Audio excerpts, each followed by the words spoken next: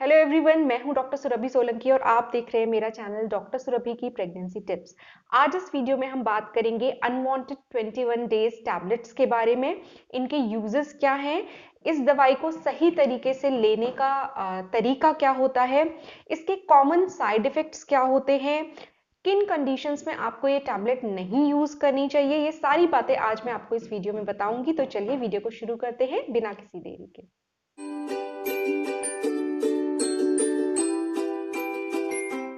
Unwanted 21 days tablets के mainly दो uses होते हैं जिन कंडीशंस में ये डॉक्टर्स आपको प्रेस्क्राइब करते हैं। पहला जिसके लिए मोस्ट फ्रीक्वेंटली ये यूज होता है वो कॉन्ट्रासेप्शन के लिए होता है, यानी कि अगर आपको प्रेगनेंसी नहीं चाहिए तो आप ये टैबलेट्स यूज कर सकते हैं।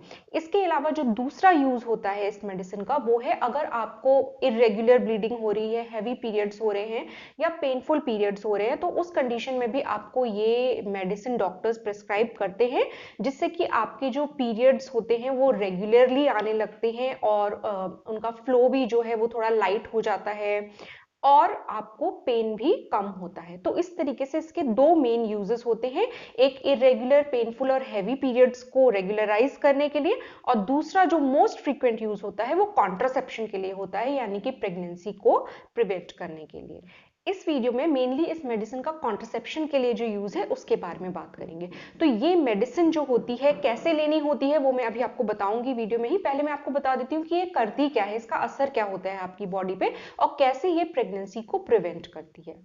तो ये जो मेडिसिन होती है ये मेनली तीन तरीकों से काम करती है जिससे कि ये प्रेगनेंसी को प्रिवेंट करती है। पहली चीज, ये ओव्यूलेशन को होने नहीं देती, तो एग नहीं होगा तो प्रेगनेंसी भी नहीं होगी। दूसरा एक्शन जो इसका होता है वो सर्वाइकल म्यूकस के ऊपर होता है। जो सर्विक्स का जो म्यूकस होता है या जो फ्लूइड होता है सर्विक्स में, ये उसे थिक बना देती है, गाढ़ा बना देती है, जिससे कि स्पर्म्स इजीली उसको पेनिट्रेट नहीं कर पाते हैं और ऑब्वियसली पेनिट्रेट नहीं कर पाएंगे तो ओवम तक नहीं पहुंच पाएंगे, तो उस वजह से भी प्रेगनेंसी ये अवॉइड करती है। तीसरा एक्शन जो इसका होता है, ये जो यूट्रस की लाइनिंग होती है उसको थिक नहीं होने देती, और यूट्रस की लाइनिंग जब तक थिक नहीं होगी तब तक वो प्रेगनेंसी को सपोर्ट करने के लायक नहीं बनती है। तो इस तरीके से तीन मेन इसके एक्शन होते हैं जिससे कि ये प्रेगनेंसी को प्रिवेंट करती है। अब इसके प्राइस के बारे में आपको बता दूं, इसका प्राइस बहुत ज्यादा नहीं है। इसका एमआरपी जो है वो 60 रुपीज है। एक जो पत्ता आता है इसका 21 गोलियों का, तो 60 रुपीज है। आप ऑनलाइन लेते हैं तो आपको 52 रुपीज तक की ये पड़ जाती है, और मेडिकल स्टोर्स में भी मे बी अगर आपको डिस्काउंट दे देंगे तो थोड़ा लेस हो जाएगा। वैसे एमआरपी इसका 60 रुपीज होता है। अब हम बात कर लेते हैं कि इसको यूज करने का सही तरीका क्या होता है। तो अनवांटेड 21 डेज जो टैबलेट्स होती हैं उसके एक पत्ते में आपको 21 गोलियां मिलती हैं। तो आपने ये गोली जो होती है, पहली गोली लेना आपको स्टार्ट करना है जो आपका पीरियड का फर्स्ट डे होता है, यानी कि जिस दिन आपका पीरियड स्टार्ट हुआ उसी दिन से आपको पहली गोली ले लेनी है। इसके बाद आपको लगातार हर दिन 21 दिन तक एक एक गोली इस पैक में से लेनी होती है। 21 दिन के बाद आपको एक हफ्ते का गैप रखना होता है, यानी कि एक हफ्ते तक आपको कोई मेडिसिन नहीं लेनी होती है, यानी कि अनवांटेड 21 की कोई टैबलेट नहीं लेनी होती है। उसके बाद 8वें दिन से आप फिर से नया पत्ता स्टार्ट कीजिए और फिर 21 दिन तक इन टैबलेट्स को लीजिए, और इसी तरीके से आपको इसी प्रोसेस को रिपीट करना है। तो सबसे ज्यादा आप प्रोटेक्टेड प्रेगनेंसी से तभी रहेंगे जब आपने इसको अपने पीरियड के फर्स्ट डे से लेना स्टार्ट कर दिया। अब कई लोग जानना चाहते हैं कि इसको खाली पेट लेना है या कुछ खा के लेना है, तो इसमें ऐसा कोई रेस्ट्रिक्शन नहीं है। खाली पेट या कुछ खाकर आप ले सकते हैं, लेकिन एक चीज का जरूर ध्यान रखना है कि एक फिक्स्ड टाइम चूज कर लीजिए दिन का, जिस टाइम पे आप रोज इस गोली को लें। जैसे कि मान लीजिए आपने फिक्स कर लिया कि आपको रोज रात को सोने से पहले ये गोली लेनी है, तो उसी तरीके से रोज रात को सोने से पहले आपको वो गोली उसी फिक्स टाइम पे रोज लेनी है। अब अगर ऐसा हो कि आपको 4 आवर्स के अंदर आपने टैबलेट ली और 4 घंटे के अंदर आपको वॉमिटिंग हो गई, तो उस कंडीशन में आपको एक गोली और लेनी पड़ेगी।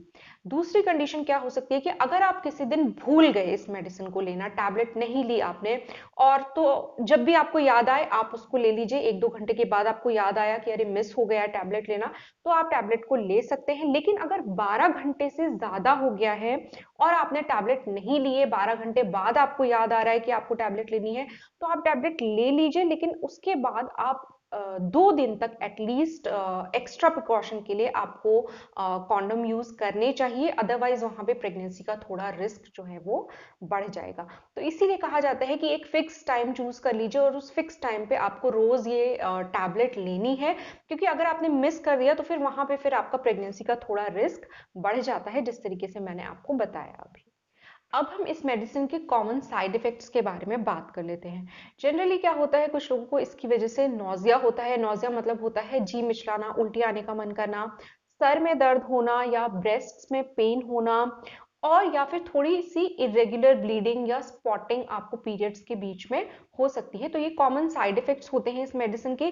जनरली देखा गया है कि ज्यादातर महिलाओं में जैसे जैसे वो इसको यूज करने के लिए हैबिचुअल हो जाती हैं, फिर उनको नौजिया या हेडेक इस टाइप की प्रॉब्लम ठीक हो जाती है और बॉडी एडजस्ट कर लेती है मेडिसिन के साथ, तो फिर ज्यादा प्रॉब्लम नहीं होती है। शुरू शुरू में ही इसको लेने से ज्यादा साइड इफेक्ट्स होते हैं। अगर आपको हो रहे हैं और काफी टाइम हो गया है, आपका ठीक नहीं हो रहा है या आपको ज्यादा प्रॉब्लम हो रही है, तो उस कंडीशन में आप अपने डॉक्टर से जरूर कंसल्ट कर लीजिएगा। अब थोड़ा एक सीरियस साइड इफेक्ट के बारे में बात कर लेते हैं, जो अगर अपीयर हो रहा है तो आपको तुरंत ही अपने डॉक्टर को दिखाना जरूरी हो जाता है वहां पे। तो ये साइड इफेक्ट होता है कि अगर आपको चेस्ट में पेन हो रहा है या सांस लेने में दिक्कत हो रही है और आपके जो लिम्स हैं या हाथ पैरों में सूजन आ रही है, तो उस कंडीशन में या विजन देखने में आपको थोड़ी प्रॉब्लम आ रही है, तो उस कंडीशन में आप तुरंत डॉक्टर को दिखाइए। उस कंडीशन में मे बी आपके लिए मेडिसिन नहीं है और आपको नहीं लेनी चाहिए ये मेडिसिन, क्योंकि ये सारे सिम्टम्स जो होते हैं वो ब्लड क्लॉट का को इंडिकेट करते हैं। तो अगर ये सिम्टम्स अपीयर हो रहे हैं आप में इस मेडिसिन को लेने के बाद, तो फिर आप अपने डॉक्टर को तुरंत इन्फॉर्म करिए और मे बी ये मेडिसिन आपके लिए सूटेड नहीं है उस कंडीशन में। कुछ और भी कंडीशंस होती हैं जिनमें ये मेडिसिन नहीं लेनी चाहिए। अगर आपको पहले कभी हार्ट अटैक हुआ है या ऐसी हिस्ट्री रही है, या फिर आपको यूट्रस, सर्विक्स या वेजाइना का कैंसर रहा है, उस कंडीशन में भी आपको ये मेडिसिन नहीं लेनी होती है। अगर आपकी एज 35 से ज़्यादा है तो उस कंडीशन में भी आप अपने मन से ये मेडिसिन मत लीजिए, पहले डॉक्टर को कंसल्ट करिए। अगर आप स्मोक करती हैं तो भी ये मेडिसिन आपके लिए ठीक नहीं रहेगी।